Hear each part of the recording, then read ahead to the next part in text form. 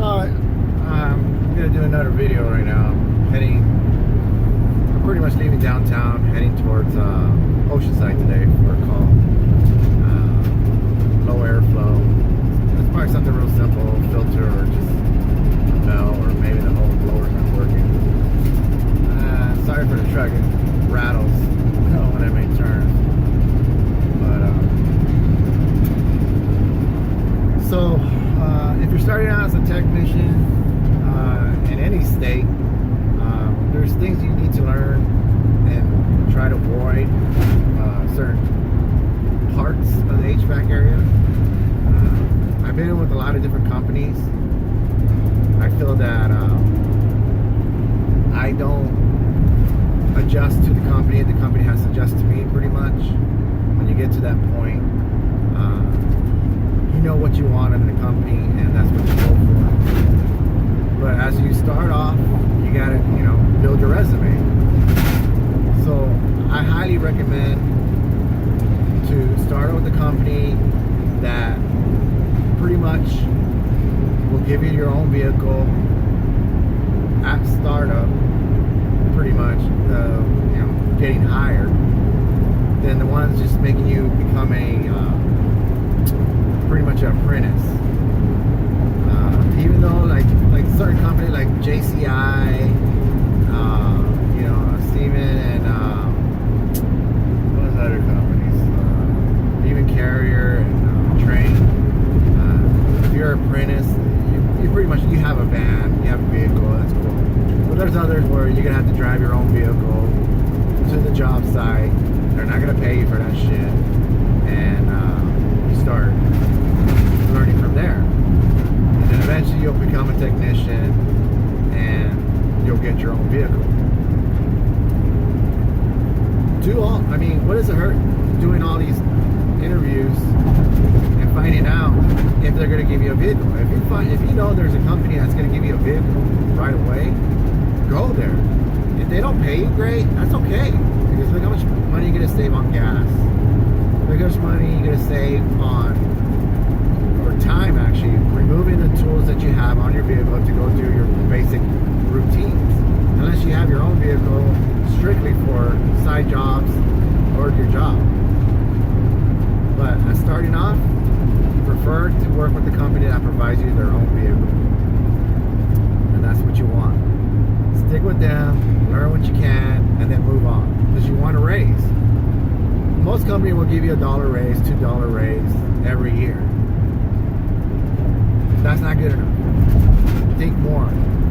You want within, let's say, 3 years, you want a $5 raise automatically. That's what you want.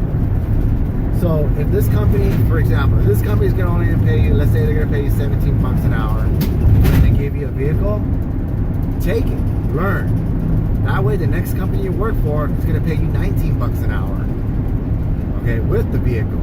And you're still a rookie tech.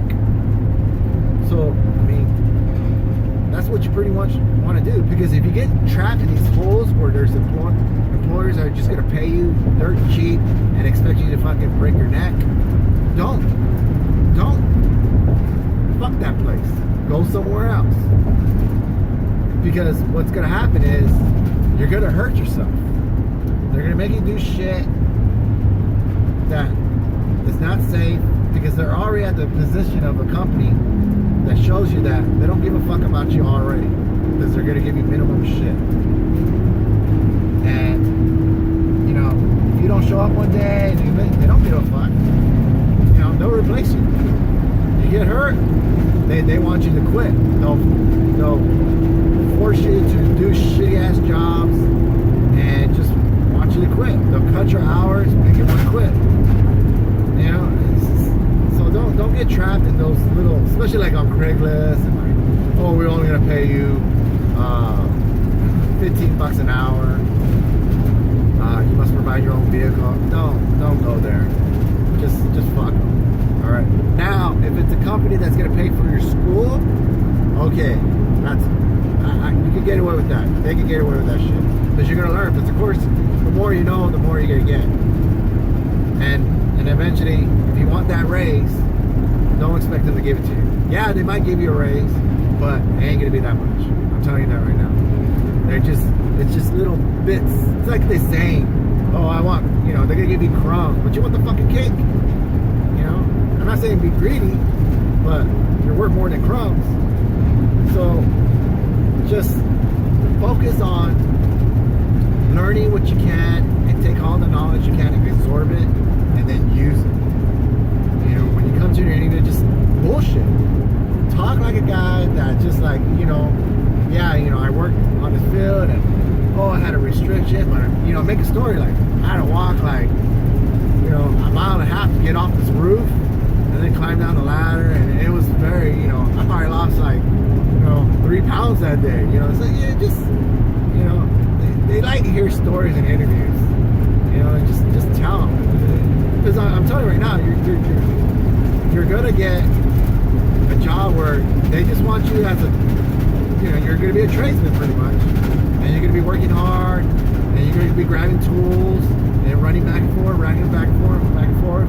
You want to learn, but you might get these guys that fucking don't do shit. They suck already. They're no good. That's the problem. Don't get with those companies that pay nothing, because they're gonna teach you nothing. So I highly recommend do the research on these companies and find out who is gonna give you a van and give you a nice decent pay as a tradesman or apprentice, barely starting. If you join the union, that's great, but don't stay in it. It's not even worth it. Because what I found out in union, and I used to be union, they fucking keep the shitty ass workers. The lazy ass motherfuckers are in the union because they can't get fired. So they're in there. It's like the post office. You got the lazy ass motherfuckers that don't know how to do shit, and you're stuck with them because they cost them more to get rid of them. Because the average company to replace a technician, it's about $7,000 to $10,000. That's what it ends up costing them when they hire a new guy. Then just try to keep the guy. So make sure you pick the right company when you start off. And if you find out you picked the wrong one, get the fuck out. Don't fucking stay there. Leave. It doesn't matter. And don't even put them on the resume. Just say that you worked with your dad or your friend, HVAC, doing side work, and now you want to get in the field. Okay? Because sometimes if they find out you work for another company, they'll call that company and see what's going on. Don't even mention it. Don't even mention it. Or if you are going to mention it, just say, I wasn't happy. But they really don't want to hear that. That's the problem. They don't want to hear that. They want to hear a yes man. Yeah, I did this, Don't even mention it. Don't even put it on your resume. Just put down board school, take some classes online, say that you tinker, try to do, you assemble and disassemble a condenser at home just to learn how it works, stuff like that. They'll take that. They'll say, this guy wants to learn. This guy wants to do stuff. Others, they say, this guy's going to be my slave. You don't want that. Don't be a slave. All right? Be accepted. Be a priority. Don't be a piece of shit to them, thinking that, oh, we'll just put this motherfucker on there and he could just, like, let's say they're going to make you just do, change filters. And that's it. If they don't give you a van, fuck them. Don't be the guy going out there changing fucking filters and shit and like, oh, you're gonna use my personal vehicle and then try to pay me out of $15. Fuck that shit. Don't get into that. There's a lot of cheap employers out there that just want a slave. So don't get caught up with that. But I'll give you some clues. If you start out in this field, listen to the older guys. The older guys know what they're talking about. My first job was with JCI. Good company. I like them. But you just became a number. Nobody really knows each other. It's just too many people. It was just too many people. But, and they'll have these big old little convention things and little, meetings, huge. And you got like 3,000 employees in there. And you only know like your boss and the techs that you're in. But you don't know the rest of the people.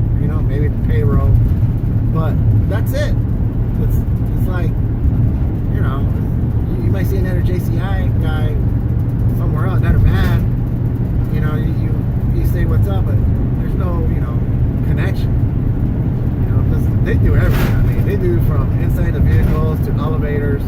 course HVAC, and of course they bought, you know, York, which they went shithole after that. But yeah, I mean, just find a good company to work with, and then if you find out it's not a good company, then leave. That's what I recommend. But then listen to if you find a good company and they got some good techs in there, man, try to work with them all the time, man. Be good, get their shit done, you know, like clean up after them, get you know, have their truck all set up, put it back, organized.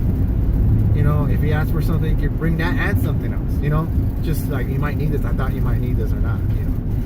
So just do that, because they'll teach you, because I'm going to tell you this right now, this skill, there's less good techs coming in now. So you're going to shine if you fucking listen to the old timers and learn. The best advice I ever got from old timer was, hey, buy yourself some knee pads, because you're going to be on your knees a lot. And I started on chillers, and he was right. But then I come to find out it was just too much responsibility for me. You got a whole unit, because I used to do the school districts and stuff. I mean, that chiller went down, they might have to close the whole school. So yeah, they had a backup chiller, but still, man, you get calls like on a Saturday because they're saying, yeah, it's not starting, it's not running, you know, it's gonna, you know, Monday. And I'm like, dude, I don't want that shit. I don't want to worry about that, you know. And for me, I just didn't want it, because it was too much industrial when they had chillers, like certain plants, certain schools, even Exxon, all these chemical plants and stuff. And I'm talking about Texas. I mean, I just didn't want to be in that field. I didn't want to be that guy that they had to rely on. And that's one thing, once you start learning everything and you become valuable, and then you later on in the future, like say 10 years later, and you work for the company, don't let them know how much you know, because they're always going to call you. You don't want that. You want to be the guy that you're going home early and they're not going to call you for an emergency call, you know, but still get the great pay as that guy that's going out there for that emergency call. That's what you want. So my advice, take your time, find out what companies gives you a van as a tradesman, pretty much, or, you know, apprentice, whatever. Just learn, absorb it, leave, go to the next job, absorb it, leave, go to the next company, and before you know it, you're at 25 bucks and you've already hit 3 years. And I want to tell you this, just get enough sleep and just absorb everything they do. Hit your books, learn what you want, and then learn above what they want you to learn. Don't just focus on what they do. So that's just my advice. This is a little thing while I'm driving. Just want to throw a little video out there. And later on, I'll get better on these videos, and I'll quiet this van. I know it makes a lot of noise. I have so much crap in the back, and then they don't. I got 2 locks that don't even lock right. And I'm like, fuck. And that's my fault, because I fucking overstuffed it with some shit, and I closed it. But anyways, be patient, look for what you want, and if you're desperate, you need that money, go ahead and take it, you know, fuck it, you're gonna suffer, but fucking look for another job while you have that job. And that's the best advice I'm taking you right now. Always have a job when you're looking for a job. Don't be that guy just fucking desperate looking for something that you have nothing. That's the worst. Don't get caught up in that shit. Alright? So be careful, be safe, have a good meter, have good shoes,